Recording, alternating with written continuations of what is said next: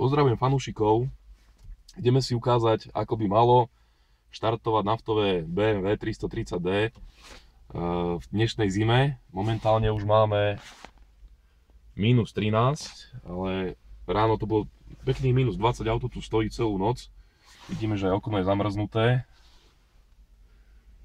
Takže skúsime štart.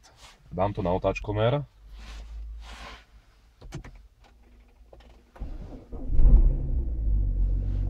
Nabehli všetky valce. No, krásny štart, ani som nečakal. Takže takto to vyzerá, pokiaľ máte žhaviče funkčné, je použité Wivco aditívum. Riadiaca jednotka žhavenia je taktiež nová. Takto nejak by to malo vrčať. Pár sekúnd po štarte otáčky sú necelých 850 za minútu. Tak sa majte a prajem úspešné štarty.